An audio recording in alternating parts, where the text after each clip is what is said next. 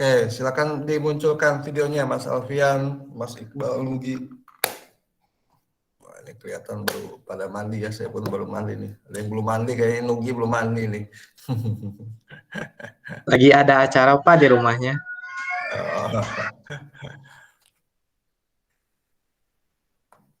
Oke, untuk minggu ini sebetulnya saya ingin menjelaskan terkait materi perancangan kota karena kemarin kan baru materi terkait koridor. Namun saya sebetulnya pingin juga ini istilahnya tugasnya juga Mas Rido, Mas Alfian, tim Mas Riyadi, bagaimana hasilnya. Saya dulu mungkin ya Pak. Pak, untuk Oke. kelompok saya itu tinggal ini Pak, tinggal edit video sama ngelengkapin PowerPoint-nya aja Pak. Mungkin kalau buat Oke. sekarang saya bisa juga nampilin PowerPoint buat sementara gitu. Soalnya saya baru dapat di perspektifnya doang tuh Pak. Untuk misalnya master plan, terus potongan, tampak itu kita belum diisi lagi Pak, belum dicari lagi materinya. Oke, terus siapa lagi? Tim Rido siapa aja? Saya, Galih, Rizky sama Devi Pak, berempat. Anggotanya kemana ini? Kurang tahu Pak, udah dicetin masih checklist Pak. Checklist, tidur Iya. ini. Kurang tahu juga Pak. Saya udah teleponin juga masih memanggil. Alfian, gimana timnya Alfian? Siapa aja? Kalau tim saya ada Nugi, Arinanda, sama Agnes, Pak. Cuman ini Agnes lagi jaga bengkel katanya. Terus kalau Arinanda Sabtu Minggu kerja dia Pak, yang libur hari Senin Selasa itu. Waduh, sehari-hari gimana dia mau kuliah kayak gitu ya? Iya. Tapi alhamdulillah sih Pak, kalau progresnya sih kita tinggal rendering beberapa titik lagi perspektifnya gitu. Terus sama paling mau perbaiki proporsi itu sih Pak, kayak bangunan, jalan sama mobil, soalnya kayak kurang pas, lebar jalan 6 meter masa cuma masuk 2 mobil, kataku ini harus benerin lagi. Iya, itu berarti ngegambarnya set ukurannya kurang kayaknya. Iya, paling cuma tinggal itu doang sih Pak, sama nambahin utilitas yang belum lengkap aja kayak parking area, terus yang listrik sama ya itu Pak, mungkin kemarin sempat dengar selintingan sarannya kalau untuk trotoar biar nggak dialihfungsikan sebagai kawasan pedagang harus gimana gitu Pak. Jangan lupa selain itu juga difabel juga. Iya, kalau itu difabel kita udah sediain Pak, trotoar lumayan lebar, paling tinggal dikasih batas. Mindsetnya jangan ini ya, jangan memundurkan bangunan ya. Oh enggak Pak. Enggak ya. Karena kalau memundurkan bangunan ya sebetulnya sih sah-sah saja, tapi realitanya di lapangan ya memang nggak semudah itu gitu. Kalau merubah bangunan, memundurkan bangunan seperti itu. Jadi menyediakan lahan yang tersedia saja dulu sementara ini. Oke, Mas Riyadi, timnya siapa aja? Ya, untuk tim saya Muhammad Iqbal, Rizal, terus Bahar sama Rusli, Pak. Terus untuk progresnya Mana PowerPoint, anggotanya? anggotanya nggak tahu Pak, udah di-chat di grup kelompok, masih nggak ada respon, takutnya ini Pak, ada yang Iqbal mundur kayaknya dan itu sih. Iqbal kayaknya ini sinyalnya jelek tuh, keluar masuk terus. Iya itu Pak kayaknya Pak. Iqbalnya. Itu Iqbal Iqbal Arsya kan Arsya ya? itu mah Pak. Kalau kelompok Mas Riyadi ada mah dua Muhammad ya. Iqbal. Kalau Muhammad Iqbal kelihatannya ini Pak, masih sama keluarganya Tidur. Pak. Untuk progres sendiri alhamdulillah sudah ini Pak, udah hampir selesai, mungkin kurang fasad-fasadnya seperti itu Pak. Sama render terakhir informasinya sudah selesai juga Pak. Oke. Coba ini Rizky ini timnya mana nih, Rizky Saputra? Timnya Kelompok Ridho. saya Pak. Oh, oke. Rizky, udah bangun? Alhamdulillah Pak. Dia lagi Oke. ini Pak, lagi ngedit video renderan kita Pak, kelompok kita. Oh iya iya.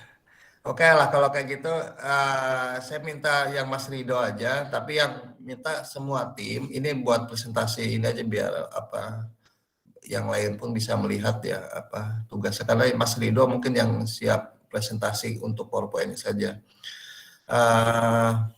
Sisa aja saya harapkan semuanya itu dikumpulkan apa dipresentasikan di minggu depan dan jadi aja apa bagi kelompok yang belum mengumpulkan karena gini untuk untuk UTS saya itu berharapnya dikumpulkan di ketua kelas setelah itu di print dan dibukukan kayak gitu ya di cover tebal lah seperti buku kayak gitu karena nanti itu bahan itu akan saya simpan di rak bukunya ruang dosen lah nanti seperti itu. Oke, Mas Rido silakan.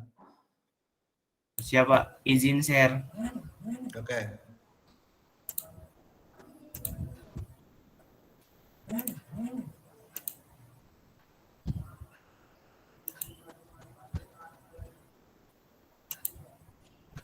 Udah muncul belum Pak? Udah. Bismillahirrahmanirrahim. Assalamualaikum warahmatullahi wabarakatuh. Waalaikumsalam. Waalaikumsalam.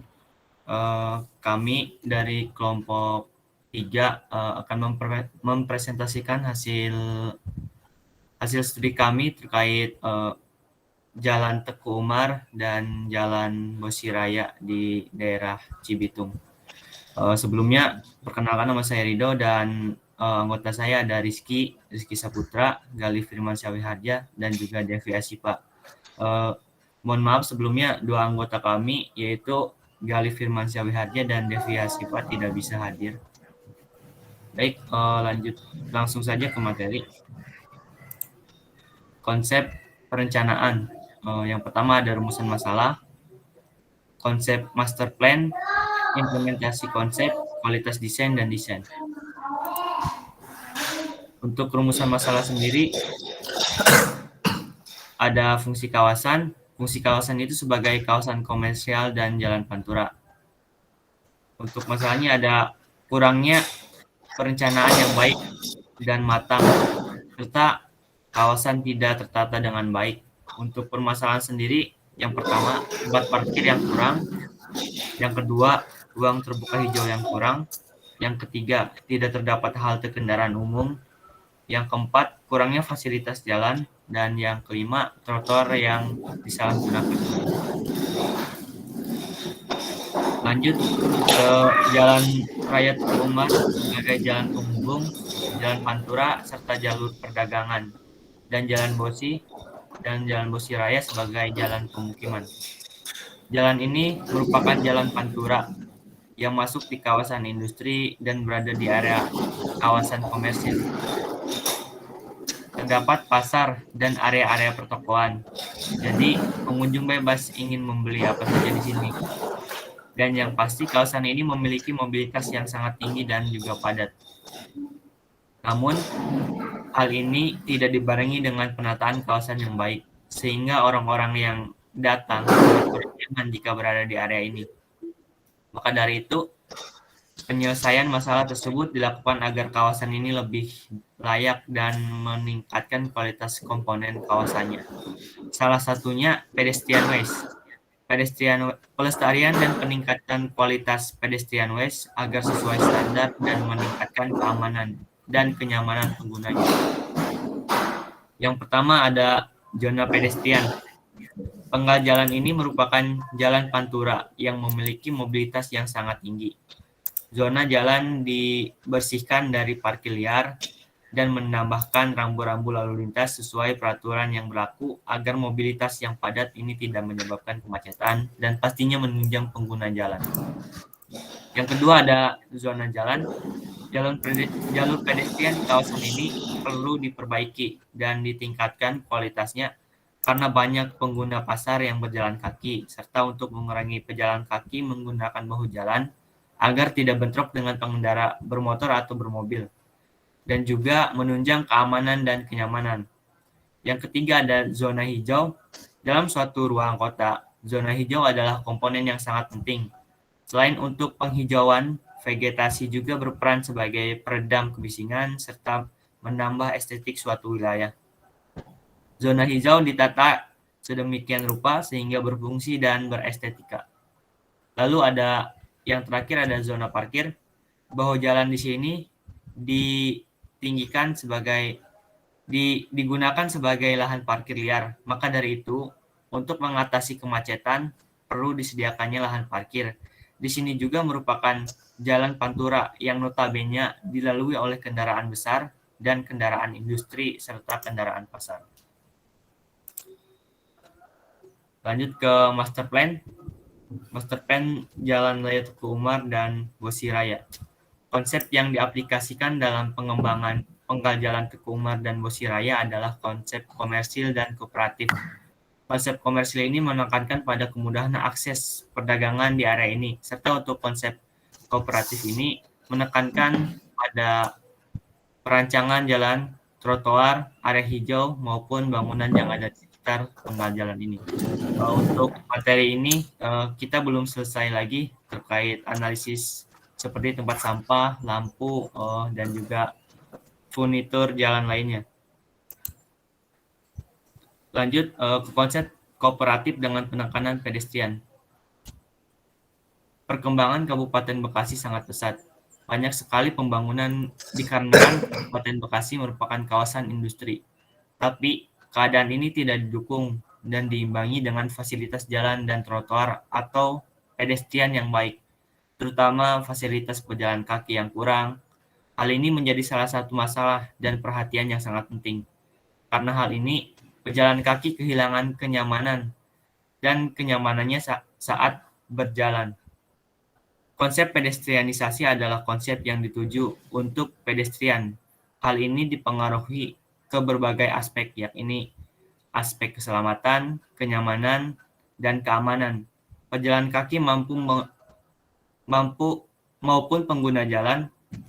Konsep ini sangat cocok dengan penggal jalan ini karena kurangnya fasilitas dan pedestrian yang baik dan memadai.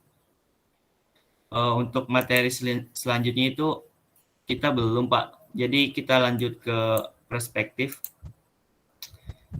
Yang pertama itu ada perspektif Jalan Tuku Umar, perspektif di pedestrian ways. Menekankan konsep pedestrianisasi diaplikasikan dengan menyamankan agar bisa dilewati dengan pejalan kaki sesuai volume pedestrian di area tersebut. Pedestrian ways dilengkapi dengan furnitur trotoar yang mempercantik penampilan serta memiliki fungsi tersendiri. Selain itu juga terdapat tanaman-tanaman. Lanjut ke masih di pedestrian ways, perspektif pedestrian ways. Yang pertama itu ada pedestrian ways yang diperlebar, mempernyaman pejalan kaki, serta adanya jalur untuk difabel. Pedestrian ini sangat ramah bagi semua pengguna dan juga mendukung aktivitas komersil di area ini. Yang kedua ada street light. Lampu jalan menyesuaikan area. Karena area ini merupakan jalan pantura yang berada di area komersil, maka membutuhkan pencahayaan yang lebih terang dan melebar. Yang ketiga ada street furniture. Terdapat furnitur yang memiliki fungsi seperti billboard sebagai pembatas jalan, kotak yang berisikan tanaman, serta pembatas trotoar agar pemotor dan PKL tidak menggunakan trotoar dan juga kursi untuk pejalan kaki. Yang keempat ada sidewalk plant. Tanaman yang digunakan di trotoar adalah air mata pengantin dan pohon cemara. Kedua tanaman ini mampu menyaring udara serta debu dan mampu meredam kebisingan. Masih di perspektif Jalan Tuku Umar, ke perspektif street view. Untuk jalan sendiri tidak diperlebar karena menurut analisis kami, jalan ini sudah cukup lebar untuk hilir mudik kendaraan-kendaraan, terkhusus kendaraan yang sering melewati jalur pantura. Hanya saja yang tadinya bahu jalan digunakan sebagai lahan parkir, sekarang tidak lagi. Lalu juga terdapat rambu-rambu dilarang parkir serta penertiban liar dan penertiban parkir liar dan pedagang kaki lima. Masih di perspektif Jalan Teguh Umar, street view. Yang pertama itu ada vegetasi. Terlihat vegetasi yang berfungsi sebagai peneduh dan penyaring debu dan peredam kebisingan. Vegetasi ini antara lain tanaman rambat, air mata pengantin, pohon tanjung, dan juga pohon cemara. Lanjut ke street light. Lampu jalan menyesuaikan area, karena area ini merupakan jalan pantura yang berada di area komersil, maka membutuhkan pencahayaan yang lebih terang dan melebar. Yang ketiga ada street furniture. Terdapat furnitur yang memiliki fungsi seperti billboard sebagai pembatas jalan, kotak yang berisikan tanaman, dan juga terdapat tempat sampah. Untuk selanjutnya bisa dilanjut oleh Mas Rizky Saputra, silakan. Oke Mas Rido, terima kasih. Sebelumnya maaf saya tidak bisa on cam ini, udah saya pencet tetap agak bisa. Oke, saya lanjut. Perspektif Jalan Bosi Raya, perspektif street view-nya. Penertiban parkir liar sekitar bahu jalan dan disediakan parkir khusus motor di dalam pasar, serta yang tadinya dijadikan tempat parkir liar sekarang diubah menjadi trotoar yang ramah bagi pengguna pejalan kaki.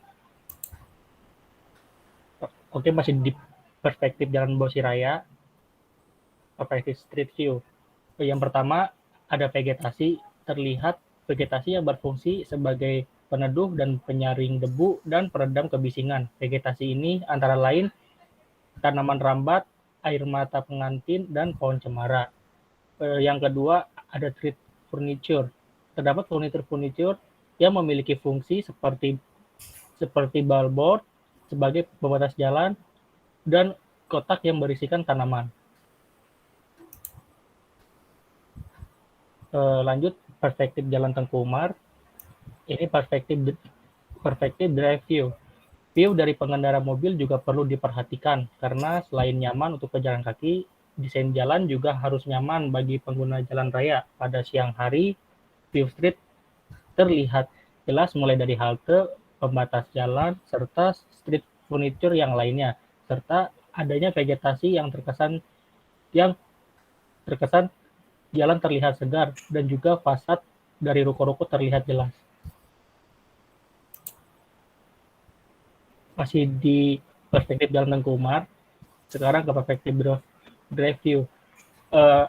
Ada building fasad bangunan pertokoan atau ruko terlihat sangat jelas dan juga sangat tertata di mana mampu mempermudah pengguna jalan maupun pertokoan dengan mudah mencari toko yang akan dituju. Masih perspektif Jalan Tengku Umar, drive view night. Pada malam hari lampu-lampu terlihat sangat jelas dan terang dan tidak menyilaukan pengendara. Untuk street light-nya, lampu jalan menyesuaikan area karena area ini merupakan jalan pantura yang berada di area komersil, maka membutuhkan pencahayaan yang lebih terang dan melebar, serta penerangan di malam hari terlihat terang dan cukup tidak menyilaukan pengendara maupun pejalan kaki. Lanjut ke perspektif Jalan Bosi Raya, perspektif street view. View dari pengendara mobil juga perlu diperhatikan karena selain nyaman untuk pejalan kaki, desain jalan juga harus nyaman bagi pengguna jalan raya. Pada siang hari, street view terlihat jelas mulai dari vegetasi, kursi, dan juga tempat sampah. Perspektif Jalan Tengku Umar untuk street furniture-nya. Street furniture ditata pada ruang publik terkhusus pada trotoar agar mempercantik area tersebut atau area trotoar dan jalan raya. Street furniture terdiri dari tempat sampah, billboard, dan kotak tanaman. Masih di perspektif Jalan Tengku Umar untuk street furniture-nya. Terdapat pula kursi dan juga tanaman untuk menunjang aktivitas di area komersial ini, serta untuk tempat sampah dibedakan jenisnya dengan warnanya, agar sampah yang masih bisa digunakan bisa didaur ulang kembali. Building fasad bangunan didesain ulang agar sesuai fungsinya, yaitu sebagai bangunan komersial agar menarik perhatian mulai dari warnanya serta bentuk bangunannya. Terima kasih Pak. Mungkin Sekian presentasi dari kelompok kami. Kurang lebihnya mohon maaf. Wassalamualaikum warahmatullahi wabarakatuh. Waalaikumsalam warahmatullahi wabarakatuh. Baik, terima kasih Mas Rido ya udah mempresentasikan. Saya minta untuk nanti melengkapi kekurangannya ya. Nah, terkait tadi masukannya terkait bangunan saja. Jadi kalau namanya bangunan itu sebetulnya kalau perancangan koridor itu selama ini fokusnya itu sebetulnya kepada kawasan lingkungannya saja. Ya, dari jalan lingkungan, ya pedestrian lah seperti itu yang tadi dijelaskan. Namun ke dalam perubahan fasad bangunan itu sebetulnya tidak kayak gitu, tapi lebih kepada namanya pengaturan bangunan seperti itu. Pengaturan bangunan misalkan di sana peruntukannya bangunannya itu hanya untuk yang 2 lantai, maksimal 2 lantai misalkan. Kalau ternyata secara existing itu terjadi pelanggaran yaitu lebih dari 2 lantai, maka itu dilakukan penindakan. Penindakan itu nanti biasanya dilakukan oleh bukan kita sebagai seorang arsitek, tapi oleh pemerintah. Ya, ada beberapa tindakan yang biasanya dilakukan oleh pemerintah. Yang pertama adalah pemberian pajak 2 kali lipat seperti di DKI Jakarta. Ya, makanya flyover Semanggi dulu itu terbangun itu dari hasil pajak tersebut seperti itu yang terjadi yang melakukan pelanggaran dan diberikan pajak lebih dibandingkan standarnya seperti itu. Nah, namun terkait dengan building fasad tadi pemberian warna tadi ya, penyeragaman warna atau bagaimana Iya, tadi Mas? warna Pak. Ya itu sebetulnya yang sah-sah saja sih karena memang itu tidak masalah. Namun memang kalau prakteknya di lapangan itu ya tergantung kepada kesanggupan dari pemilik ya gedung-gedung tersebut mau tidak diatur sampai seperti itu kayak gitu. Tapi ya sah-sah saja sih sebetulnya. Namun memang realitanya pada prakteknya perlu penanganan intensif yang berkaitan dengan hal tersebut. Jadi silakan di tim dilanjutkan saja ya berkaitan dengan tugasnya. Nah, ini untuk semuanya juga. Jadi sebetulnya yang sudah nggak apa-apa lah ini karena memang sudah terjadi kayak gitu. Namun yang perlu diketahui ketika berbicara mengenai koridor itu bangunan itu biasanya sisi kiri dan kanan itu memang tidak dimunculkan detail fasadnya seperti itu, hanya kotak putih kayak gitu kan, terlihat perspektifnya enak dilihat lah. Nah, semua fokusnya itu adalah ke kawasan koridor saja seperti itu. Nah, itu saja. Jadi tidak perlu dirubah ya, biarkan sajalah. Yang penting kalian memahami bahwa ketika membuat sebuah desain dan video itu bangunan kiri kanan itu memang tidak diperlihatkan seperti itu. Oke, itu ya. Jadi semuanya di sini tim saya nggak tahu berapa dan total berapa tim di sini. Ketua kelasnya Mas Rido ya? Mas Alvin Pak. Mas Alvin. Untuk kelompoknya berapa ya ini? Kalau kelompok sih Pak, karena satu kelompok itu 4 orang, 5 Pak kemarin dibentuk. 5 orang ya? 5 Kurang ini. Suaranya kurang jelas. 5 kelompok Pak, karena kan satu kelompoknya 4 orang tuh Pak. Kemarin kita bentuk 5 ya Do ya? Iya, sekitar 5, tapi ada satu kelompok yang 5 orang Pak, mungkin ada ininya Pak. Ya, menyesuaikan jumlah juga ya keaktifan. Oke, berarti yang kelihatan ini baru 3 ya, berarti 2 lagi yang belum ya, yang Iya, belum Pak. melaporkan ya. Nah, itu tolong dikonfirm lagi ke 2 kelompok tersebut bahwa Sabtu depan itu minggu depan itu sudah terkumpulkan di ketua kelas Mas Alfian ya, dikumpulkan, kemudian nanti dicetak dan dijadikan buku kayak gitu. Nanti contoh bukunya nanti akan di buku ini covernya cover tebal itu, tahu nggak? Didesain kayak gitu. Seperti itu. Nanti dikumpulkan di meja saya aja kayak gitu. Ya, jadi kalau bisa ya sebelum hari Minggu semua kelompok emailkan dulu ke saya biar saya cross check kayak gitu. Nah, jadi bagi yang belum ya mengumpulkan di hari Minggu maksimal pagi ya sudah ditinggal saja. Karena ini kan udah mau UAS juga 4 pertemuan lagi kayak gitu. Itu ya Mas Alfian ya, tolong dibantu ya. Berarti termasuk PowerPoint-nya ya Pak, semua materinya juga diarsipkan, dibukukan saja ya? Bukan cuma Iya, seperti itu. Betul. Jadi PowerPoint-nya saja yang di-print. Makanya ini saya minta semua kelompok didesain lebih bagus lagi ya, karena nanti akan dicetak warna kan. Seperti itu. Pak Pur, maaf Pak. Nah, Itu nanti yang dikirim ke Mas Alfi itu hard copy atau soft copy ya? Yang di soft copy aja biar kalau soft mudah. copy-nya itu PDF gimana Pak? Soalnya kalau PPT biasanya besar banget Pak. nggak apa-apa, malah bagus Bang kalau PPT. Nah, kalau PPT saya lebih setuju Pak. Soalnya kan bisa memorinya lebih kecil ketimbang PDF lebih kecil memorinya ketimbang PPT biasanya Pak. Yang penting jangan pecah ya Mas Alfian ya.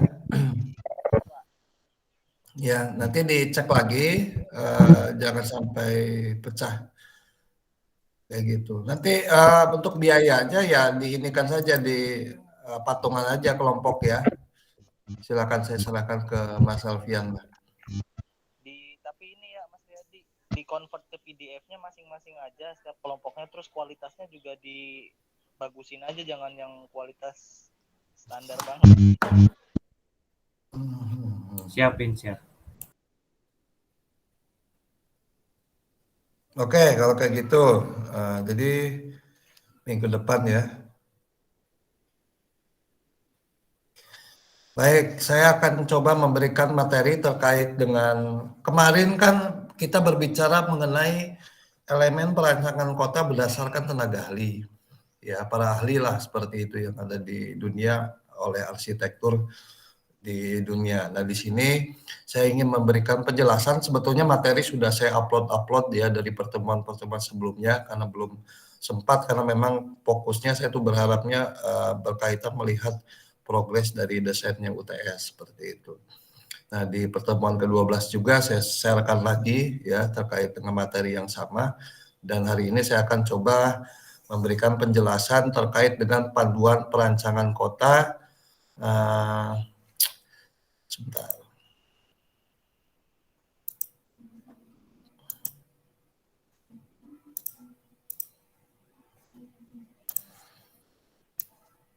Nah, ini panduan rancang kota yang dikeluarkan oleh Kementerian Umum dan Perumahan Rakyat PUPR ya.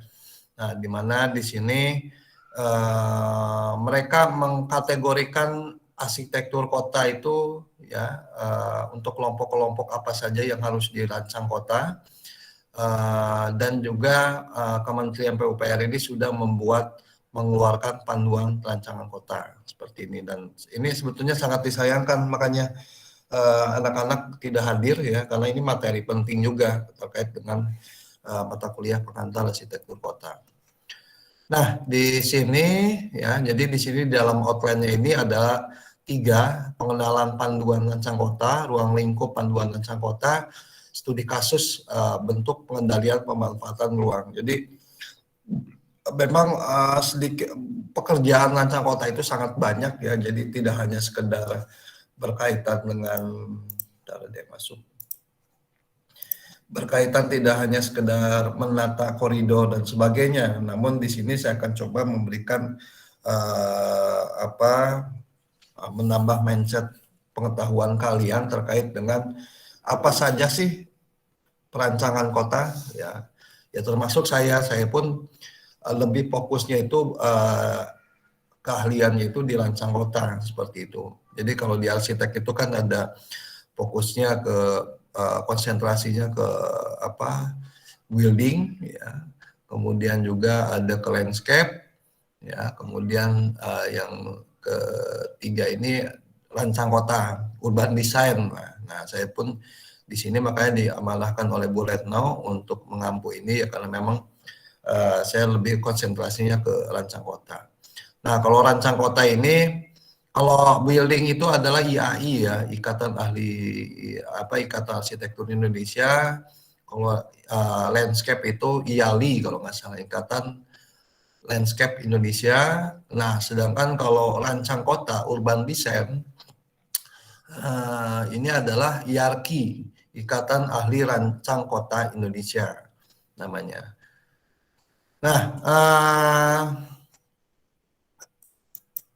saya coba ini pengenalan. Jadi pengenalan panduan rancang kota ini di dalam fokus ke pemerintah itu adalah mengenai rencana tata bangunan dan lingkungan. Nah, jadi kalau kalian ketahui setiap kota, kabupaten maupun provinsi, bahkan tingkat nasional ya, kemudian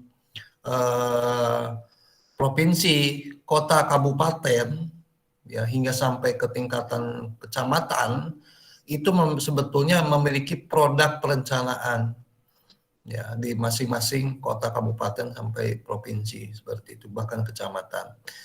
Nah, di mana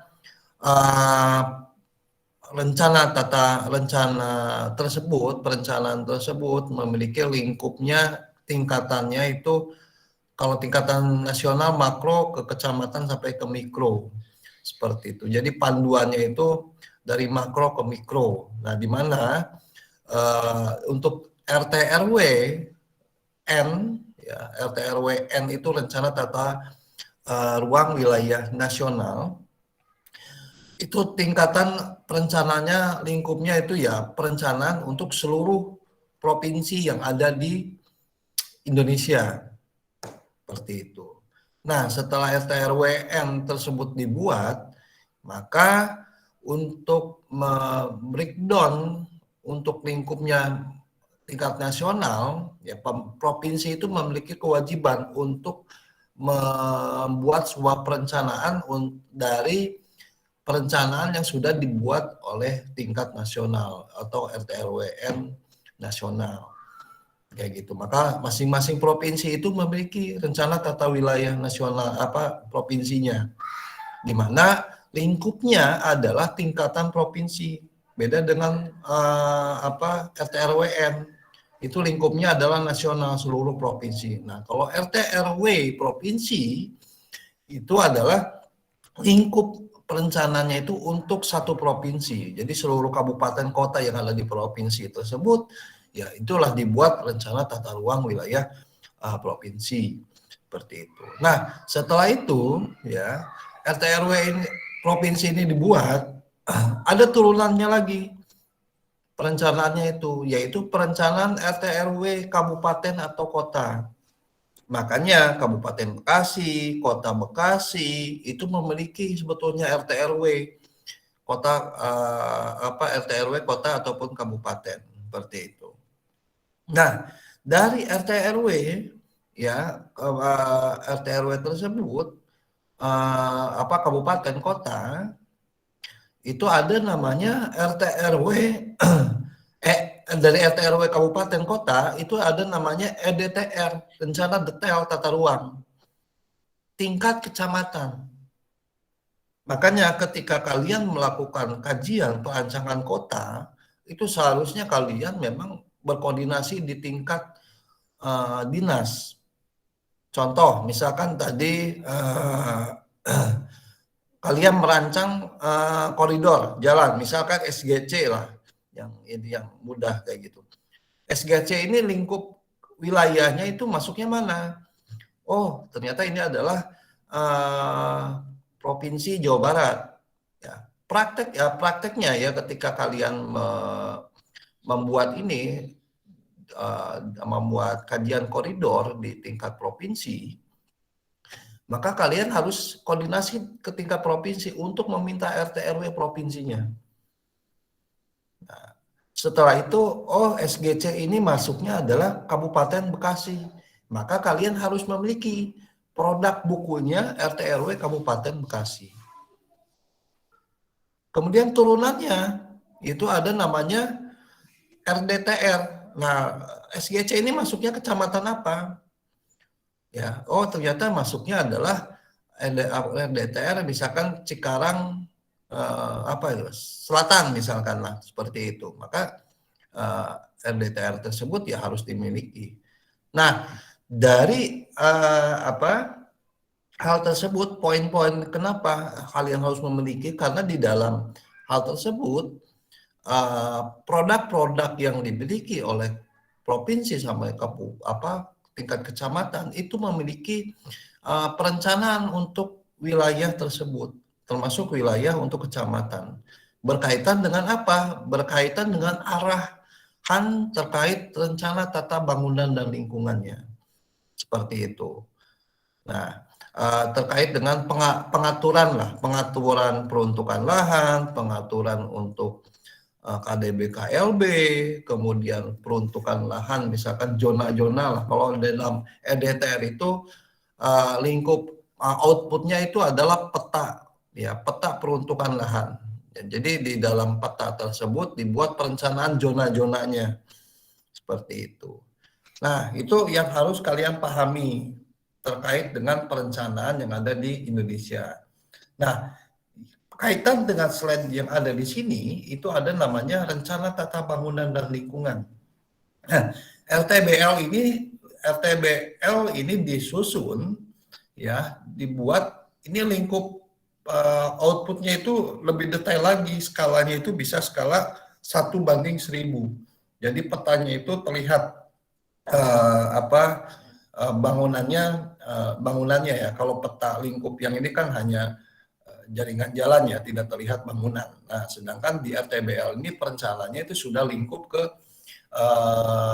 bangunannya seperti itu. Nah, di mana RTBL ini biasanya dimiliki oleh kabupaten kota ya, di mana produk bukunya ini adalah untuk panduan kawasan-kawasan yang mereka tetapkan sebagai kawasan strategis. Contoh, untuk misalkan kawasan SGC sekitar, itu biasanya seharusnya ya, itu memiliki. Nah, di mana dalam RTBL tersebut, ya, dibuat tujuannya adalah sebagai panduan. Ya, di sini panduan rancang bangunan lingkungan untuk pengendalian pemanfaatan ruang serta penataan bangunan dan lingkungan. Nah, poin yang harus kalian pahami di sini adalah pengendalian pemanfaatan ruang.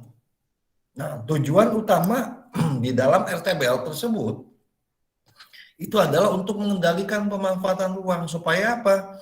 Supaya istilahnya pengaturan yang sudah dibuat di dalam perencanaan itu dapat dikendalikan, dan istilahnya produk RTBL ini tujuannya adalah dibangun untuk membantu dinas perizinan untuk memberikan perizinan kepada warga yang akan membuat bangunan seperti itu. Makanya di dalam panduan rancang kota ini hal-hal yang harus kalian pahami akan saya jelaskan di sini.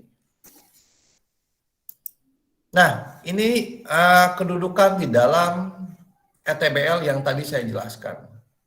Ya, jadi produk-produk perencanaan yang harus kalian ketahui, ya ini makanya ini sayang sekali nih nggak pada hadir ya, karena ini pemahaman yang sebetulnya wajib bagi seluruh mahasiswa arsitektur mengetahui. Kalau kalian memang ingin ya bekerja di swasta maupun bekerja di pemerintah, baik itu kontraktor maupun konsultan, ya memang harus mengetahui ini. Seperti itu. Karena kenapa? Karena ketika kalian sebagai seorang arsitek diminta untuk membuat suatu perencanaan, ya kalian harus mengakomodir perencanaan ini. Contoh, ketika kalian diminta membangun toko misalkan ya di pinggir jalan, ya kalian tidak seharusnya itu adalah ngecek dulu perizinannya, harus berkoordinasi dengan dinas perizinan. Kenapa? Karena untuk melihat diperuntukkan lahan yang akan kalian rencanakan atau kalian bangun, ya itu seperti apa. Nah, untuk KDB, KDH dan sebagainya itu harus, karena jangan sampai ya ketidaktahuan arsitek kalian buat perencanaan misalkan 3 lantai ya, KDH-nya misalkan 70% misalkan seperti itu.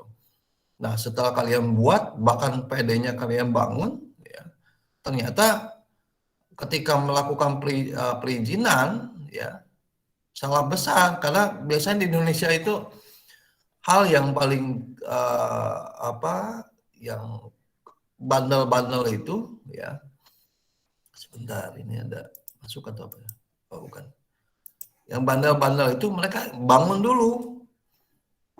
Jadi pengurusan perizinan belakangan. Akhirnya apa? Jadi ketika kalian sudah selesai desain, kemudian bangun, dan orangnya, kliennya itu memberikan membuat izin pengurusan perizinan, ternyata terjadi pelanggaran. Wah, kenapa bangun 3 lantai dan sebagainya? Karena standar dari RTBL yang dibuat itu adalah 2 lantai. Nah, kalau seperti itu banyak tindakan-tindakan, akhirnya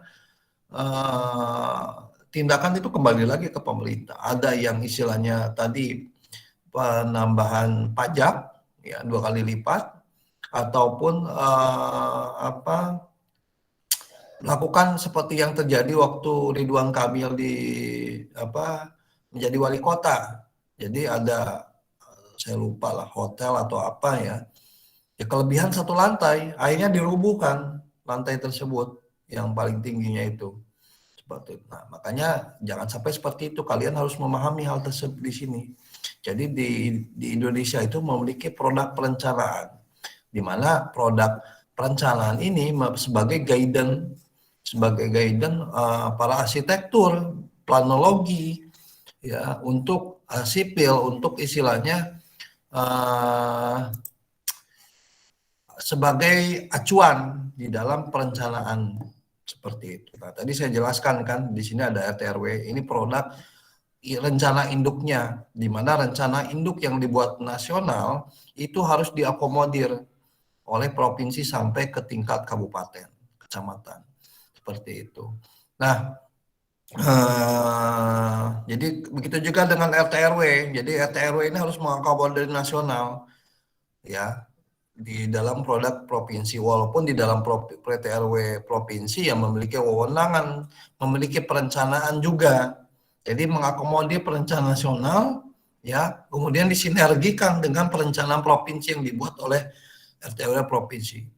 Begitu juga dengan RT/RW kota kabupaten, ya, harus mengakomodir perencanaan di dalam RT/RW nasional dan RT/RW provinsi, kemudian disinergikan dengan perencanaan yang akan dibuat di dalam RT/RW kota kabupaten, seperti itu. Nah, di mana dari perencanaan RT/RW ini ya terbagi lagi, ini ada namanya RT/RW pulau, ya, RT/RW kawasan strategis nasional untuk tingkat nasional, ya. Kemudian ada namanya RT/RW strategis provinsi. Nah, RT/RW provinsi strategis ini ya kembali lagi, ini kenapa dibuat ya untuk istilahnya melakukan pengendalian dan perencanaan di kawasan-kawasan strategis seperti itu, untuk memudahkan, karena memang kebiasaannya prioritas utama adalah untuk membangun adalah di kawasan-kawasan strategis. Maka di dalam untuk pengendalian perencanaan maka disusunlah RT/RW kawasan strategis, baik itu tingkat nasional maupun provinsi maupun kota, seperti yang ada di sini, ya. Kemudian dari sini Ya dari RDTR kota yang seperti yang saya jelaskan sebelumnya, setelah RDTR kabupaten ini telah disusun, ini lingkupnya itu kan masih tingkat kota ya, jadi belum detail lagi, maka didetailkan di dalam namanya produk RTBL seperti itu. Makanya RTBL ini belum bisa dibuat kalau RDTR-nya belum ada. Seperti itu. Sebentar, ini habis baterainya.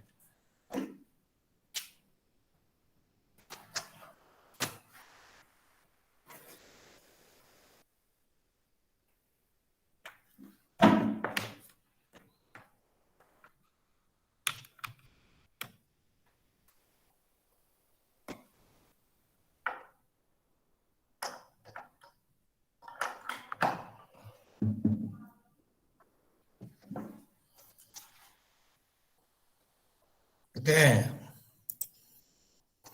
Nah, makanya namanya apa? Begitu dalam RDTR kota kabupaten ini belum bisa dibuat kalau RT/RW provinsi belum disahkan. Kayak gitu. Jadi begitu juga RT/RW provinsi kabupaten kota ya, kalau ini RT/RW provinsinya belum dibuat, maka belum bisa dibuat RT/RW kabupaten kotanya. Begitu juga untuk tingkatan nasional.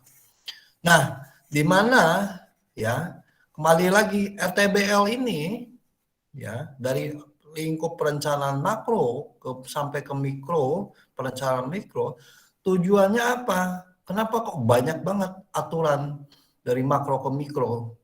Seperti itu. Karena kenapa? Dasar tujuan perencanaan ini dibuat adalah untuk membuat proses IMB dan penyelenggaraan bangunan dan gedung serta peraturan daerah bangunan gedung seperti itu. Nah, inilah yang dinamakan namanya mengenai perencanaan yang ada di Indonesia.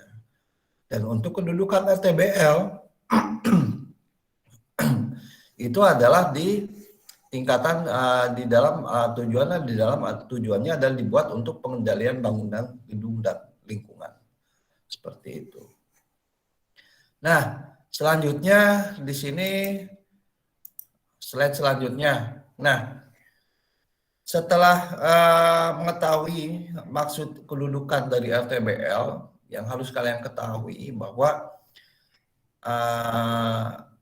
jenis penataan ruang, bangunan, dan lingkungan, ya, jadi untuk perancangan kota itu lingkupnya sebetulnya sangat banyak sekali kayak gitu. Jadi bukan hanya sekedar koridor seperti open space, ya. Makanya kalau kalian perhatikan contohnya lah di Bandung lah yang terdekat ya, Ridwan Kamil ketika jadi wali kota, ya banyak membangun open space ya, dengan konsep-konsep yang berbeda-beda, termasuk pusatnya adalah alun-alun diperbaiki, yaitu salah satunya adalah pekerjaan-pekerjaan urban design seperti itu. Namun untuk bisa memberikan pemahaman kepada kalian bahwa lingkup pekerjaan rancang kota itu adalah ada di dalam panduan kementerian itu ada 4 item. Yang pertama adalah perbaikan kawasan. Ya, perbaikan kawasan ini ya kembali lagi lingkupnya banyak ya, di mana perbaikan kawasan ini berkaitan dengan penataan lingkungan permukiman kumuh, nelayan, perbaikan desa pertumbuhan, itu adalah merupakan pekerjaan-pekerjaan untuk rancang kota. Kemudian perbaikan kawasan wisata, ya itu sebetulnya pekerjaan urban design juga. Namun wisata ini lingkupnya bukan di PUPR, tapi di Kementerian Pariwisata seperti itu. Namun pekerjaannya pekerjaan dari urban design seperti itu. Ya, jadi penataan lingkungan, nelayan, perbaikan desa pertumbuhan itu merupakan pekerjaan urban design untuk perbaikan kawasan. Nah, kemudian pengembangan kawasan kembali. Nah, ini seperti contohnya seperti ada kawasan kumuh ya ataupun permajaan di wilayah-wilayah kota yang padat seperti Malang, ya kalau kalian perhatikan di Malang itu kan ada namanya kampung warna-warni, apalah saya lupa nama apa sebutannya. Nah, di mana urban design ini sebetulnya pekerjaannya cukup berat tapi menyenangkan. Karena kenapa? Urban design ini memiliki pekerjaan yang bukan hanya mindsetnya adalah berpikir membangun di lahan kosong kayak gitu. Tapi ujian sebenarnya adalah bagaimana pekerjaan selanjutnya adalah bagaimana melakukan mendesain dengan bangunan yang sudah ada. Nah, salah satu contohnya adalah di sini pengembangan kawasan kembali. Jadi seperti permajaan, revitalisasi, rehabilitas, rekonstruksi pasca bencana, itu adalah pekerjaan-pekerjaan urban design seperti itu. Ya, jadi kampung kumuh ya tadi di sini permajaan bangunan ya itu adalah termasuk rekonstruksi pasca bencana ketika bencana tsunami ya terjadi atau bencana gempa ya, terjadi kerusakan ya urban design lah ini adalah melakukan salah satunya dipanggil untuk menata kembali kawasannya. Ya, jadi kawasan koridor jalannya, kawasan lingkupnya yang untuk peruntukan kawasan tersebut. Nah, yang selanjutnya adalah pembangunan baru kawasan. Ya, jadi ini salah satu contohnya yang terdekat adalah misalkan membangun kota baru. Wah, ini kota baru ketika akan nanti terjadi. Ya, ini urban design nih panen proyeknya seperti itu karena keterlibatan arsitektur urban design ini sangat tinggi ketika sangat banyak dibutuhkan di dalam pembangunan baru kawasan seperti itu. Nah, ini ada lingkup pekerjaannya seperti itu. Nah, yang selanjutnya adalah pelestarian kawasan. Nah, pelestarian kawasan ini penataan kawasan lingkungan, namun di dalam di dalam lingkup pekerjaannya, ada yang masuk. Di dalam lingkup pekerjaannya di sini adalah salah satunya, misalkan pelestarian kawasan-kawasan strategis nasional seperti itu. Jadi ya ini lebih kepada sebetulnya contoh lah di sini ya di dalam pelestarian kawasan rawan bencana, pengendalian kawasan rawan bencana. Nah ini salah satu contohnya adalah ketika saya melakukan pekerjaan di Mandalika, tapi bukan MotoGP-nya, kawasan MotoGP-nya, tapi di mana Mandalika ini sebetulnya memiliki potensi, ya, memiliki potensi besar, alamnya sangat besar, kayak gitu kan. Namun dan pemerintah memiliki perencanaan untuk membangun kawasan tersebut menjadi kawasan strategis nasional. Namun dari satu sisi, ya, Mandalika ini memiliki historis yang sangat kental dengan rawan bencana, seperti itu. Ya, nah di dalam kondisi tersebut pengendalian kawasan karena Mandalika itu secara historis pada tahun 1700-an itu pernah terjadi tsunami dengan skala sampai di atas 10 skala Richter, di mana ketinggian tsunami-nya itu sampai ke berapa puluh meter lah, saya lupa itu pekerjaannya karena memang sudah lama ya. Nah, di mana kalau terjadi ketika ilustrasi tsunami terjadi, ya daratan yang akan terkena dampaknya itu sangat luas sekali, seperti itu. Nah, sangat luas sekali ke daratannya. Nah, maka apa tugas urban design di dalam pengendalian kawasan rawan bencana ini? Nah, ini biasanya berkolaborasi dengan tenaga ahli lainnya di dalam perencanaan peruntukannya, seperti itu. Jadi dengan planologi, dengan lingkungan, dengan geologi, kemudian dengan meteorologi dan sebagainya, di mana output dari pelestarian kawasan ini ya, jadi ada terjadi perencanaan zona-zona yang boleh dibangun dan boleh terbangun seperti itu. Makanya kalau kalian perhatikan Mandalika itu antara dari bibir pantai ya menuju MotoGP itu tidak ada bangunan-bangunan yang komersil kepadatan tinggi. Namun hanya bangunan-bangunan yang memang untuk memenuhi kebutuhan MotoGP-nya saja seperti itu. Nah, sedangkan bangunan-bangunan lainnya itu berada di zona-zona yang yang aman dari ilustrasi apabila terjadi tsunami, kayak gitu. Nah itu sebagai pekerjaan-pekerjaan tersebut untuk kawasan arsitektur itu adalah melakukan pengendalian perencanaan kawasan koridor, perencanaan bangunan, ketinggian bangunan dan sebagainya, penataan kawasan dilakukan berada di zona-zona yang telah ditetapkan oleh tenaga ahli geologi, ya tenaga ahli planologi lingkungan. Ketetapannya berada di misalkan batas aman antara tsunami itu ada di bibir pantai menuju ke daratan itu misalkan 500 meter misalkan. Maka 501 meter ke atas itulah tugas seorang arsitek untuk membangun penataan kawasan, pengendalian kawasan rawan bencananya. Nah, di mana di dalam perencanaan penataan kawasan itu ada namanya berkaitan dengan jalur evakuasi dan sebagainya seperti itu.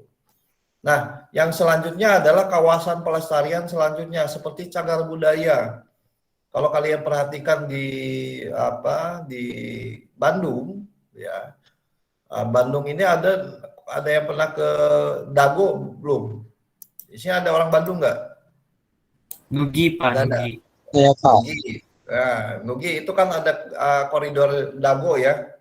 Iya Dago Pak. atas sampai bawah. Nah itu sebetulnya kawasan bangunan-bangunan komersil namun memiliki bangunan-bangunan cagar budaya.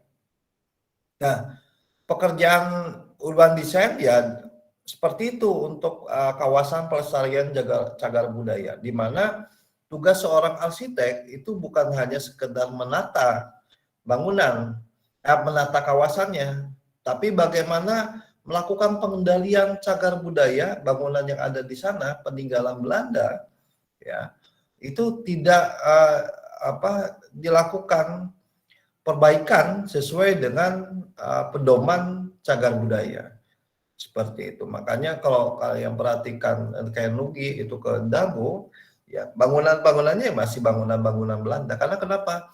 Karena memang tetap mempertahankan pelestarian peninggalannya seperti itu. Walaupun isi bangunan Belanda tersebut diisi oleh komersil, tidak masalah. Kayak gitu. Tapi pasar bangunannya, historisnya tidak boleh dirubah. Seperti itu. Makanya untuk penataan koridornya pun kita sesuaikan ya, istilahnya oleh arsiteknya disesuaikan dengan historisnya. Seperti itu, dari lampu, dari pedestrian dan sebagainya, sehingga suasana dari kawasan Dago itu ya terlihat dari historis zaman Belandanya seperti itu. Nah, ini adalah 4 item ya perbaikan untuk tugas-tugas sebagai seorang arsitektur rancang kota. Jadi ada perbaikan kawasan, lebih kepada penataan lingkungan permukiman kumuh. Ya, ini permukiman kumuh ini proyek-proyek ini setiap tahun ada di kota kabupaten seperti itu. Produknya di mana ini melakukan penataan kawasan permukiman kumuh, nelayan, perbaikan desa pertumbuhan, itu setiap tahun biasanya dilakukan lelang. Karena kenapa? Di kota itu terdapat banyak titik-titik kawasan kumuh ya, ataupun kawasan nelayan dan sebagainya. Dan itu biasanya ya freelance ya seperti saya dulu, saya sebelum jadi dosen di UPB 12 tahun di konsultan freelance ya tanpa pekerjaan tetap, ya melakukan pekerjaan-pekerjaan seperti ini, melakukan penataan lingkungan permukiman di kepadatan tinggi ya dan sebagainya. Kemudian ini pengembangan kawasan kembali ya, peremajaan, revitalisasi, rehabilitasi, konstruksi ya, nanti bisa kalian baca. Ini adalah item-item yang memang pekerjaannya sangat banyak ya. Nanti akan saya berikan contoh-contohnya, termasuk seperti pekerjaan-pekerjaan open space ya, koridor, itu merupakan bagian di dalam perancangan kota. Nah, itu adalah berkaitan dengan pengenalan panduan rancang kota. Oke, sebelum ke ruang lingkup panduan rancang kota, saya serahkan kepada kalian apabila ingin bertanya. Silakan.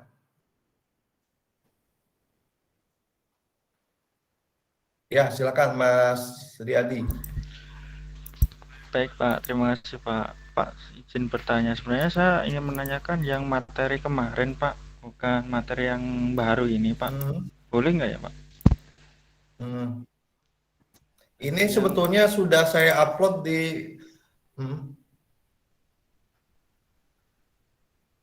Ya, gimana Mas? Oh iya, makasih Pak. Yang materi kemarin terkait perancangan desain, itu kan dari materinya Pak Purnama kan fokus ke koridor, kayak jalan, kayak trotoar gitu Pak. Secara SNI atau PUPR kan emang diwajibkan ada trotoar. Nah, yang jadi pertanyaan saya gini Pak, saya di Cikarang itu baru 2,5 tahun.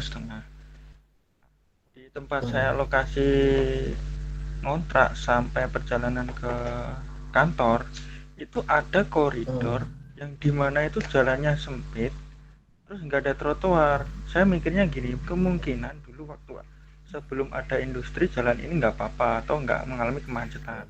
Nah, setelah adanya industri yang berkembang secara pesat, akhirnya bangunannya itu tumbuh duluan untuk maksudnya mengikuti perkembangan, mungkin ada yang jualan itu, tapi untuk akses jalan trotoar itu nggak mengikuti perkembangan. Jadi secara luas bangunan luas jalan itu kadang macetnya gara-gara muatan besar kayak tronton yang muatan industri itu Pak.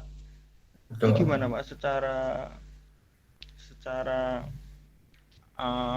peraturan pemerintah dan pembuatan kayak tugas besar ini? Soalnya kalau di tugas bukan tugas besar, maksudnya tugas yang materi kemarin Pak, yang kan materi kemarin itu ada trotoar. Nah, seumpamanya trotoarnya itu nggak dimasukin, kita fokus di jalan gimana Pak? Soalnya itu aktualnya tuh trotoar nggak ada, walaupun ada paling setengah jalan seperti itu. Terima kasih Pak.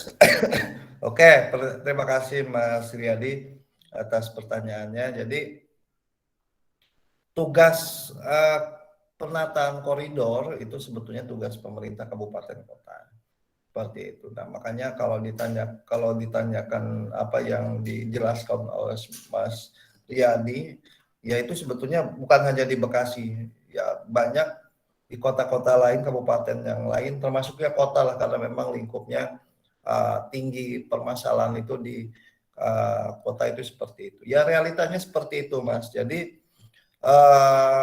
concern, makanya kalau kita perhatikan ini kembali lagi kepada kepengetahuan dari wali kota maupun bupatinya berkaitan dengan panduan bagaimana merancang kota, seperti itu. Makanya kalau kita perhatikan konsen dalam penanganan permasalahan kota itu biasanya terlihat siapa wali kotanya. Ya, kenapa seperti itu? Karena pengetahuan kita tidak bisa pungkiri ya, pengetahuan wali kota maupun kabupaten itu berkaitan dengan bagaimana pandangan mereka itu adalah perancang kota.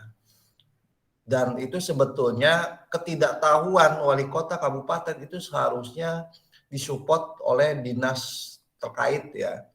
Bapeda, kemudian kota, Bapeda maupun PUPR, karena itu tugas mereka untuk memberikan pengetahuan. Namun ya entahlah, mungkin terjadi hal bagaimana, namun kalau kita perhatikan, ya, kota, kabupaten, ya, khususnya kota lah, karena identiknya banyaknya kota. Kalau kita perhatikan wali kota yang backgroundnya arsitek atau planologi, ya itu konsennya jelas dalam membangun, itu jelas. Contoh Ridwan Kamil dulu sebagai jadi wali kota, di mana pandangan visi mereka, visi RK ini ketika membangun kota itu jelas. Karena kenapa? Ya memiliki pengetahuan di dalam perancangan kota. Makanya selama 5 tahun itu banyak perencanaan desain, ya, open space dan sebagainya, penataan kawasan dan sebagainya. Makanya yang dulunya Bandung itu terjadi permasalahan tersebut ditata, ya selama 5 tahun itu terlihat kayak gitu, ya, terlihat perubahannya di dalam mengatur perencanaan kota. Makanya kembali lagi ketika RK sudah selesai, ya tidak jelas lagi dalam pandangannya kait dengan merancang kota. Begitu juga dengan Surabaya, Bu Risma ini backgroundnya pun pengetahuan terkait rancang kota jelas, seperti itu. Salutnya adalah berkaitan Risma ini, saya udah hampir 3 kali ke Surabaya ketika proyek-proyek, ya. Konsennya karena memang memiliki pengetahuan dalam pemimpinnya, memiliki pengetahuan dan pandangan terkait dengan rancang kota. Di Surabaya itu walaupun kita tahu lah panas sekali kan Surabaya itu, ya. Surabaya, Semarang itu panas sekali, apalagi Semarang. Waduh, saya jam 12 malam 12 siang itu sampai kulit itu terasa sakit karena saking panasnya. Seperti itu. Nah, termasuk Surabaya. Surabaya ini panas, namun banyak pepohonan, banyak open space, ya. Koridor jalannya jelas tertata kan, kalau kalian perhatikan di pusat-pusat kotanya, seperti itu.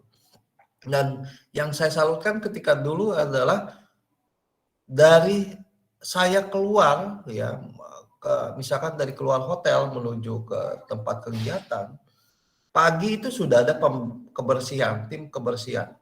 Malam pun saya lihat masih ada aja yang standby seperti itu. Ternyata konsep itu sampai ke detail ke sana. Makanya ketika dikatakan bahwa Surabaya menjadi kawasan bersih, ya. Ya karena apa? Karena saya melihat sendiri kayak gitu. Tidak ada namanya secuil pun sampah ataupun pepohonan, daun pepohonan yang istilahnya ada di jalanan, itu sangat bersih seperti itu.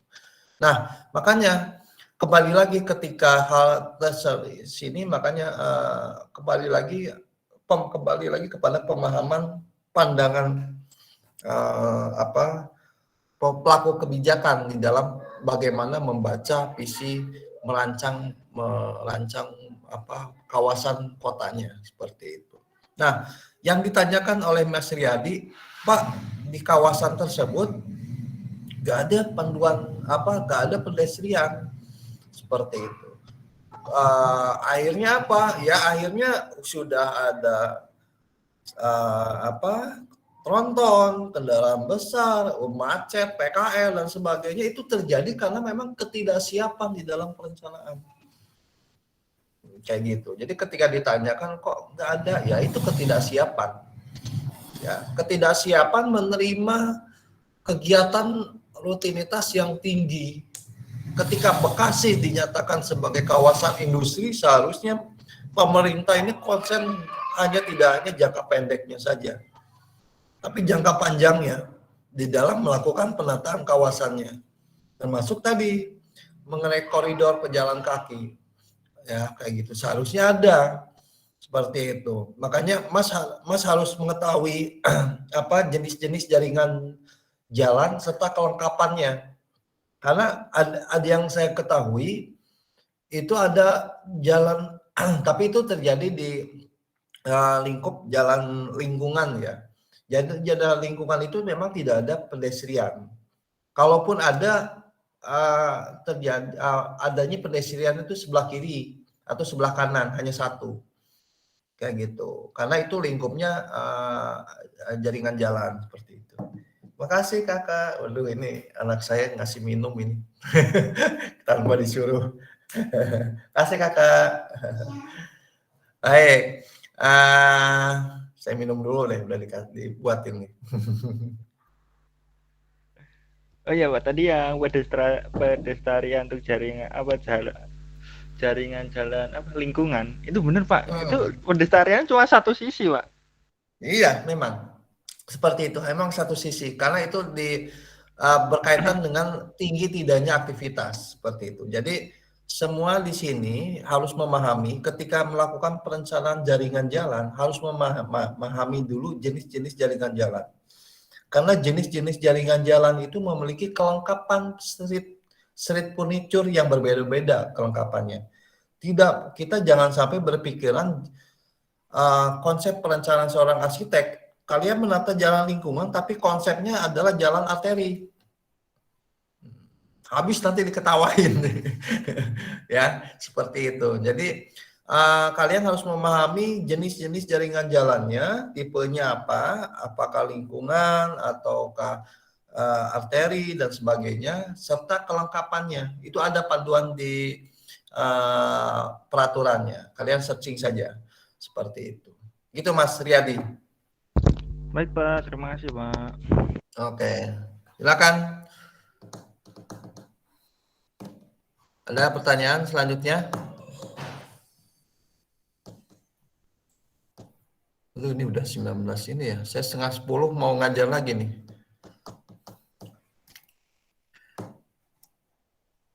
Oke. Bentar.